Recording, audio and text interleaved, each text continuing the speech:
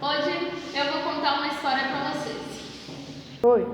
Era uma vez, em um tempo muito distante, um príncipe, Hamlet. Ele retorna de seus estudos na Inglaterra sem saber de alguns acontecimentos. Ao chegar a Dinamarca, ele se depara com uma situação diferente do habitual. Seu pai morto, sua mãe casada com seu tio, um rei da Noruega, pretendendo invadir o reino, e muitos burburinhos de que o fantasma de seu pai rondava as proximidades do castelo. Após a morte de seu esposo, Gertrudes, mãe do jovem, casou com Claudius, irmão do falecido, que assumiu o trono. Sem nenhum esclarecimento maior sobre o falecimento do rei, Hamlet decide arranjar uma forma de desvendar os mistérios por trás da morte, para assim se vingar de um possível traidor. Assim sendo, depois de um longo período de reflexão, ele decide que a melhor forma de sanar suas dúvidas seria se fingindo de louco. Farto de esperar, Hamlet foi ao encontro do tal fantasma, o tão falado fantasma que afirmou ter sido morto por Claudius, então rei. A partir disso, o belo príncipe começou a tramar a tão sonhada vingança. Desse modo, ele decide armar uma peça de teatro no castelo, onde ela contaria a história de um homem que envenenou o irmão, levando-o à morte.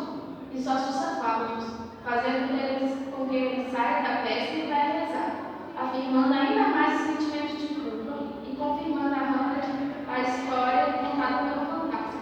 Gertrudes, indignada com a forma de ser vingativa, decide buscar ajuda a Polônio, conselheiro da corte.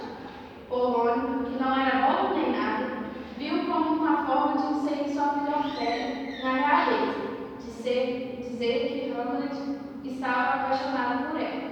Hamlet discute violentamente com sua mãe, enquanto Polônio ouve toda a discussão. Como a raiva que irradiava de Hamlet foi tão grande, ele saiu transtornado do lugar e pegou Polônio no flagrante da conversa e no mar, achando que fosse seu tio Claudius.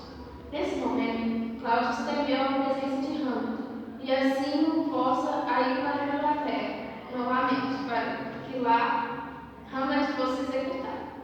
O jovem príncipe se fingia de louco, mas percebeu toda a estratégia e troca as cartas se fazendo de mundo. Enquanto isso ocorria na Inglaterra, o reino estava arruinado para Ofélia, que sofria muito com a morte do pai e a rejeição de Hamlet. Laerte, irmão de Ofélia, não sabia o que estava acontecendo e, quando soube, assustou-se, cobrando explicações da corte.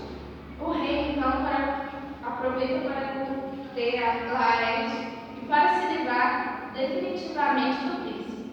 Dessa maneira, em uma conversa com Laerte, ele o convence a desafiar Hamlet a um duelo de espadas. O jovem aceita e Claudius encontra a oportunidade perfeita de se livrar. Laerte, irmão de Ofélia, não sabia o que estava acontecendo e, quando soube, assustou-se, cobrando explicações da corte. O rei, então, aproveita para conter Laerte e para se livrar definitivamente do príncipe. Dessa maneira, em uma conversa com Laerte, ele o convence a desafiar Hamlet a um duelo de espadas. O jovem aceita e Claudius encontra a oportunidade perfeita de se livrar de dois coelhos em uma cajada só.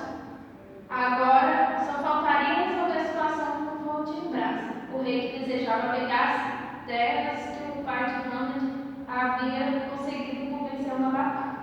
No dia do embate, prontos para lutar, a rainha os interrompe aos berros, gritando que Ofélia havia se afogado. E Laerte, com muita raiva, culpa Hamlet pela morte da irmã e desafiando o príncipe a um novo duelo. Claudius, sabendo que um deles ganharia, leva por precaução um cálice de vinho envenenado. Porém, para o espanto do rei, quem bebe vinho foi sua esposa, que acaba falecendo. Hamlet acaba sendo ferido pela espada de Laerte, que continha um forte veneno.